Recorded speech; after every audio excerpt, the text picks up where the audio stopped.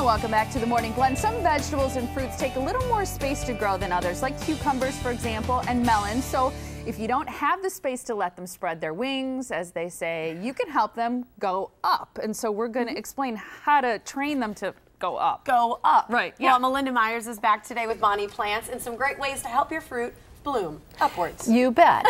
You know, I think that's what I hear the most. Well, I'd love to grow it, but I don't have room. So we have some tricks that you can use. And a few weeks ago, we brought in the cucumber, and it's really grown and flourished. Yeah, that's amazing. You know, gave us a chance to start early. Now is a great time to plant. Somebody said, is it too late? I'm like, no, perfect. The soil's finally warm, the air's finally warm.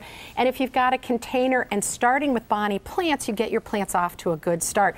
So we simply made a simple wooden trellis out of some old landscape trimmings. Exactly. Okay. I've seen people take old tools. I've seen people use a bike rim on a post, all kinds of creative things. And we have a few pictures of other vertical treatments for this plant. I'm glad you brought that up, because here's some vertical gardening here. Now, if you look closely at the melon, there's a little macrame sling underneath that. Did you make that? I did, and this is but I got my jute out ready for this season to get started. So come to State Fair, we'll have some examples. But larger fruit will need slings, and the old-fashioned, you know, use old nylon stockings, cotton cloth. But I thought, well, the macrame, you could tell somebody of my era came back and did that I one. like it. And then I think we've got a few other examples. Yeah, the cucumber tendril there? Exactly. Okay. So you may need to give them a little help initially, but you can see that they will support themselves. So you may need a little twist tie initially, but then they'll just climb up that trellis on their own.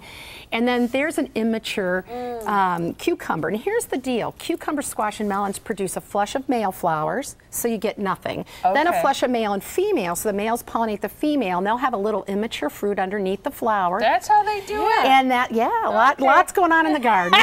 And then you get fruit. Okay. But I thought I'd also talk, and then you can see there, it can be very beautiful along a fence, a teepee, a vertical accent. So there's a lot of ways to squeeze it in, even in a pot, and let it sprawl on your patio. Now, for those lucky enough to have space in ground. Right, because sometimes this looks a little intimidating for me too. Even if I were a new gardener, I'm thinking like, I'll never make that work, but I have some space here. Then what you do, and you often read directions, they say plant in a hill, and everyone goes, what does that mean? You just basically pull the soil make a around, mound, make a small mound, so that helps to warm it. And if you notice, biodegradable pots, which are important for cucumbers and other vine crops, because they don't like to be transplanted. So all we're going to do is peel off, I cut it first, peel off the paper, make sure none of this sticks above, and the good news is we can throw this right in the garden to decompose. This is recyclable too. Right, Yeah, so like we just, and then we just plant this. And you usually want to do, and we've got about 4 little plants growing here, and that's all we do. If the weather gets cool, I like to just add a little extra warmth. Oh, give it a little blanket. Exactly. And you can leave that on until it starts flowering, and then you'll need to let it take it off so the bees can get to it. But it warms things up. It really pushes it so it grows fast, because they love the warm temperatures. Real quick on that, you showed us last week about planting something sideways. Do you only do that with tomatoes, or can you do that with this? Tomatoes, that's all you do. With this one, we're just going to have young transplants. That's what you want, small plants, and just put them about the same depth they were growing before. Great question. That was a big hit, that planting the tomato sideways. So I got a lot of questions from people like, what is up with that? I'm like, gotta watch the segment again. Excellent. And we also have a garden moment on that too, just in case a little added. Now this might be something fun for families, right? Oh, you bet. There's an old Native American planting tradition called Three Sisters, and you put corn, you let pull beans climb up for support, and then squash to fill it around. And corn is a high nitrogen feeder. The beans put nitrogen in the soil, and the squash help to mulch the roots. I thought it'd be fun to put some popcorn in here. We already put some squash, So, you know, popcorn is fun. You're not going to have a lot, but when my daughter was young, we did popcorn.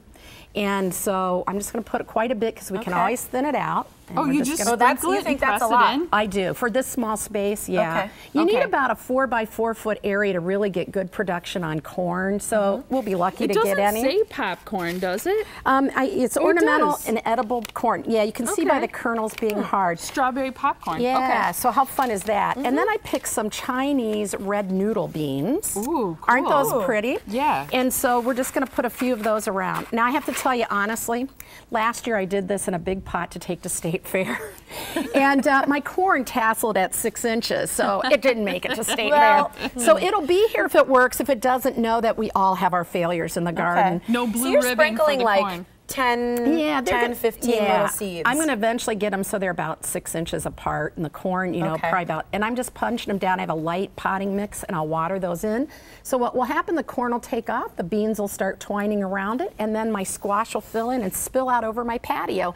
So I have an old patio with a lot of cracks, so this covers it up, makes it look a lot prettier. That's nice. And what was that called again? The Three Sisters. So if you go on the internet, there's a lot about the lure of the Three Sister planting method.